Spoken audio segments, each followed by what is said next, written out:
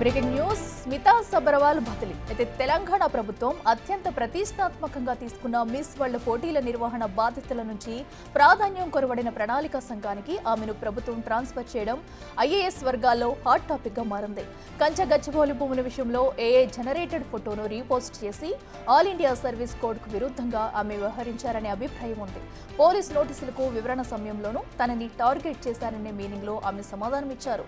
స్మితా సబర్వాల్ విషయంలో ఉపేక్షిస్తే మరికొందరు అధికారులు అదే రీతిలో వ్యవహరిస్తారనే విమర్శలొచ్చాయి.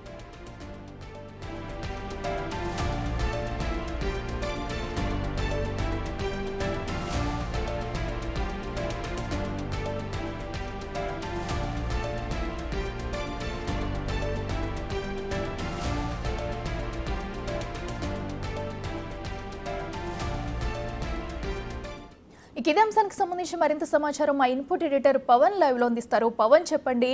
ఇప్పటికే అటు ఐఏఎస్ స్మితా సబర్వాల్ అయితే ఎన్నో విమర్శలు ఎదుర్కొంటూ వచ్చారు. అటు హెచ్సియు భూములకి సంబంధించి కూడా అటు ఏఐ జనరేటెడ్ పిక్స్ ని రీపోస్ట్ చేస్తూ కూడా ఆమె పోలీసులు పిలిచిన తర్వాత ఆమె ఇచ్చిన సమాధానం కూడా మనం చూస్తూ వచ్చాము. అయితే ఈ నేపథ్యంలో కూడా బదిలీ వేటు పడినట్లు కూడా తెలుస్తుంది. పూర్తి డీటెయిల్స్ ఏంటి?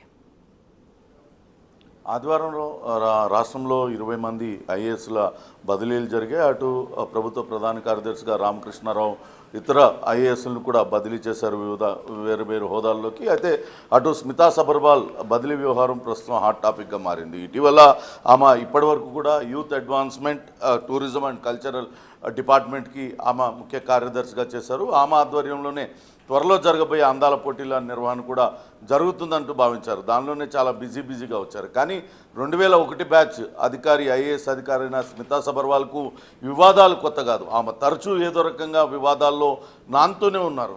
ఆమె సమర్థవంతమైన అధికారిగా పేరున్నప్పటికీ ఆమె తరచూ ఏదో ఒక వివాదంలో ఇరుక్కోవడం అనేది ప్రభుత్వానికి తలనొప్పిగా మారింది. అయితే ప్రస్తుతం ఈ కంచగచ్చిబౌలి వ్యవహారం అనే కాదు, గతంలో కూడా అవుట్లుక్ అనే మ్యాగజైన్ అటు స్మితా సబర్వాల్ వ్యవహార శైలిపైన ఒక ఆర్టికల్ రాస్తే ఆ ఆర్టికల్ పైన వ్యక్తిగత హోదాలో ఆమె దానిపైన కోర్టులో కేసు వేసింది. కానీ కేసు వాదించడానికి ప్రభుత్వ డబ్బులు 15 లక్షల రూపాయలు ప్రభుత్వం నుంచి కట్టించింది. దానిపైన కూడా హైకోర్టు అటు అభ్యంతరం తెలపడం అది కొంత వివాదాస్పదమైంది. ఆ తర్వాత అగ్రికల్చర్ దివ్యాంగుల పైన కూడా కొన్ని సంచలన వ్యాఖ్యలు చేసింది. ఐఏఎస్ లాంటి పరీక్షల్లో దివ్యాంగుల్ని తీసుకోకూడదు అంటూ ఆమె చేసిన వ్యాఖ్యలు తీవ్ర దుమారాన్ని రేగాయి. అటు దివ్యాంగులందరూ కూడా ఆమె పైన తీవ్ర ఆగ్రహం వ్యక్తం చేశారు. ఆ తర్వాత ఆమె క్షమాపణ చెప్పి ఆ వివాదం నుంచి బయటపడిన పరిస్థితి. తాజాగా అగ్రికల్చరల్ యూనివర్సిటీలో తన సొంత వాహనాన్ని పెట్టి దాదాపుగా 69 లక్షల రూపాయలు తీసుకున్న వివాదం కొనసాగుతుంది. ఆ వెనక్కి తిరిగి కట్టాలంటూ ప్రభుత్వం నోటీస్ ఇచ్చింది. ఇంకా అదొక పక్క సద్దుమణగక ముందే కంచగచ్చిబౌలి భూముల వ్యవహారంలో ఏ జనరేటెడ్ ఒక ఫోటోని ఆమె తన వ్యక్తిగత ఎక్స్ ఖాతాలో పోస్ట్ చేశారు. దాన్ని అది ఏ జనరేటెడ్ అని తెలుసుకున్న తర్వాత అనేక మంది దాన్ని తొలగించారు. అటు కేంద్ర మంత్రి కిషన్ రెడ్డి ఇతరులు కూడా తొలగించారు. కానీ ఆమె మాత్రం తాను పెట్టిన పోస్టులను తొలగించకుండా అలానే పెట్టించారు. దానిపైన అటు గచ్చిబౌలి పోలీసులు నోటీసులు కూడా జారీ చేశారు. బిఎన్ఎస్ 179 సెక్షన్ కింద స్మితా సబర్వాల్కు నోటీసులు జారీ చేశారు. నోటీసులు అందుకున్నారు. ఆ తర్వాత ఆమె విచారణకు హాజరైన క్రమంలో కూడా సెలెక్టివ్ టార్గెటింగ్, కొంతమందినే టార్గెట్ చేస్తున్నారు. దాదాపుగా 2000 మంది ఈ ఏఐ జనరేటెడ్ పిక్చర్ను వాళ్ళు పోస్ట్ చేశారు. కానీ వాళ్ళందరికీ నోటీసులు ఇవ్వకుండా నాకే ఎందుకు నోటీసులు ఇచ్చారంటూ ఆమె మరోసారి సోషల్ మీడియా ఖాతాలో ఆమె పోస్ట్ చేశారు. ఆమె వ్యవహార శైలి ఫక్తు ప్రతిపక్ష నాయకురాలుగా లేకుంటే ఒక ప్రతిపక్షానికి సంబంధించిన పార్టీకి అనుకూలంగా వ్యవహరిస్తూ రాజకీయ నాయకురాలుగా వ్యవహరిస్తుంది. కానీ ప్రభుత్వానికి లోబడి పనిచేయాల్సిన ఐఏఎస్ అధికారిగా ఆమె వ్యవహార శైలి లేదనే విమర్శలు పెద్ద ఎత్తున వెల్లువెత్తాయి. ఇవన్నీ కూడా డిఓపిటి రూల్స్కి విరుద్ధంగా ఆమె ఇటువంటి వ్యాఖ్యలు చేస్తుంది. మొదటి నుంచి కూడా స్మితా సబర్వాల్ వైఖరి పైన అటు ప్రభుత్వం కొంత గురుగానే ఉంది. అయినప్పటికీ సమర్థవంతమైన అధికారి ఆమెకు బాధ్యతలు అప్పచెప్పినట్లయితే బాగా పనిచేస్తుందన్న ఉద్దేశంతోనే ఆమెకు కీలకమైన అటు బాధ్యతలు అప్పచెప్పడం జరిగింది. Youth advancement and tourism culture విభాగాన్ని అప్పచెప్పడం జరిగింది. కానీ ఇటువంటి వివాదాస్పద వ్యాఖ్యలు, ప్రభుత్వాన్ని కించపరిచే వ్యాఖ్యలు చేయడం, ప్రభుత్వాన్ని ఇరుకుని పెట్టేలా వ్యవహరించడం, ఈ రకంగా చేస్తే చూస్తూ ఊరుకుంటే ఇది వేరే అధికారులకు కూడా పాకుతుందన్న ఉద్దేశంతోనే స్మితా సబర్వాల్ను తిరిగి వెనక్కి పంపించారు. రాష్ట్ర ఆర్థిక సంఘం సభ్య కార్యదర్శిగా ఆమె గతంలో పనిచేశారు. తిరిగి అదే అప్రాధాన్య పోస్టులోకి ఆమెను పంపించారు. తద్వారా ఎవరైనా సరే గీత దాటి వ్యవహరిస్తే ఖచ్చితంగా కఠినంగా వ్యవహరిస్తామనే సంకేతాన్ని ప్రభుత్వం ఇచ్చినట్లుగా భావించాల్సి ఉంటుంది అఖిల. అయితే పవన్ మనం చూస్తున్న ఇప్పటికే తను వ్యవహరించిన వ్యవహార శైలికి నేపథ్యంలోనే ఈ డిసిషన్ తీసుకున్నట్టుగా కూడా తెలుస్తుంది. అయితే ఏదైతే తెలంగాణ పోలీస్ కమిషన్కు తనని బదిలీ చేశారో మరి బాధ్యతాయుతంగా ఇప్పుడు తను అక్కడికి వెళ్ళి రిపోర్ట్ చేసే అవకాశం ఉందా? దీనిపై ఇప్పటివరకు ఏమన్నా స్మిత స్పందించారా?